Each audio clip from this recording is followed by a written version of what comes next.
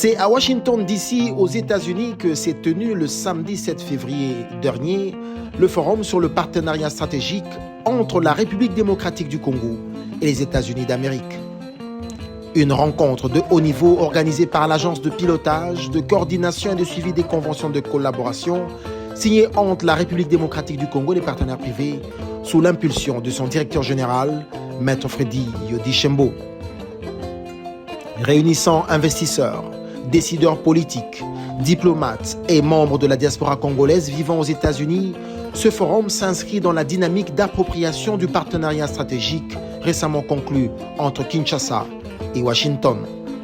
Objectif, aligner les priorités nationales du développement avec les opportunités concrètes d'investissement. Un mois après une première rencontre tenue à Charlotte, en Caroline du Nord, ce deuxième forum stratégique renforce la mobilisation de la diaspora congolaise autour des projets structurants et des initiatives de développement durable portées par la République démocratique du Congo. Vœu du président de la République, son Excellence Félix Antoine Tshisekedi Tshilombo, est fidèlement traduit par l'autorité de tutelle de la PCSC et Première ministre, son Excellence Judith Suminwa Tuluka.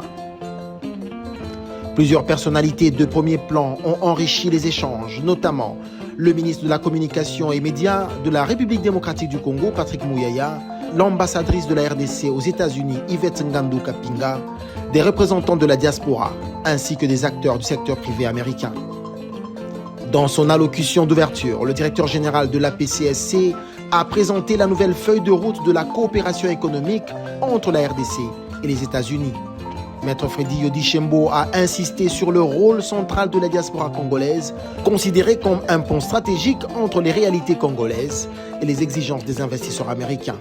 Notre structure se positionne comme interface entre le gouvernement congolais et les partenaires privés nationaux ou internationaux pour le développement des infrastructures de base dans notre pays et la valorisation de nos ressources naturelles.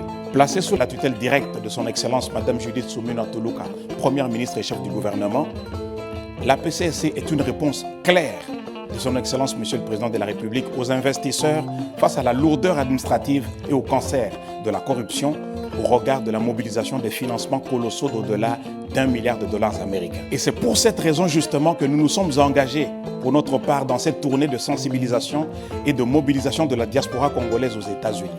De Charlotte, North Carolina à Washington, D.C. comme aujourd'hui, de Dallas, Texas à Atlanta, Georgia, de Chicago, Illinois à Cincinnati, Ohio, de Raleigh, North Carolina à New York City ou de Seattle, Washington à Portland sans nous illimiter, nous voulons que la diaspora congolaise des États-Unis prenne conscience que la destinée de la RDC se joue sous nos yeux, à notre époque et dans notre espace.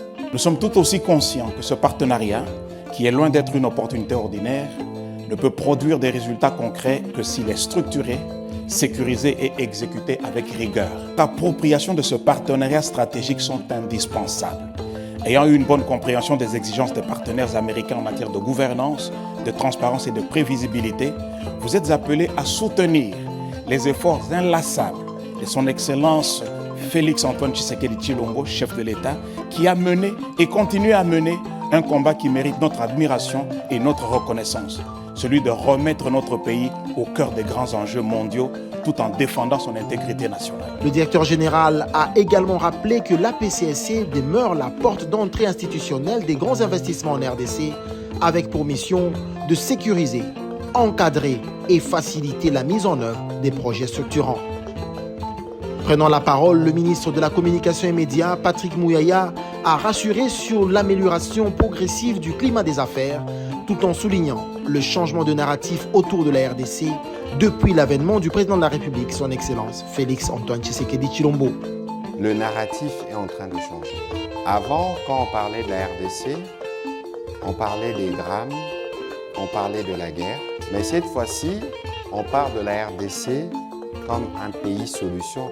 De son côté, l'ambassadrice de la RDC aux États-Unis a mis en avant la portée des accords stratégiques signés entre les deux pays, estimant qu'ils ouvrent une nouvelle ère de coopération économique.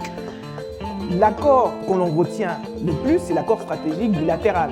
C'est l'accord qui, lui, se penche beaucoup plus sur les questions de coopération économique et commerciale avec les États-Unis d'Amérique. Je vous encourage à les comprendre. Je vous encourage à passer auprès de certains d'entre nous qui sommes disponibles pour essayer de vous expliquer en quoi ils sont importants. Les participants ont pour leur part salué la qualité des échanges et la pertinence des débats, y voyant un cadre crédible de réflexion et de décision pour les investissements en RDC. À travers ce forum, la PCSC réaffirme son engagement à transformer les intentions en investissements concrets, avec une ambition claire, faire de 2026 une année charnière pour la transformation économique et le rayonnement international de la RDC, vœu ardent du premier d'entre les Congolais, Félix Antoine Tshisekedi Tshilombo.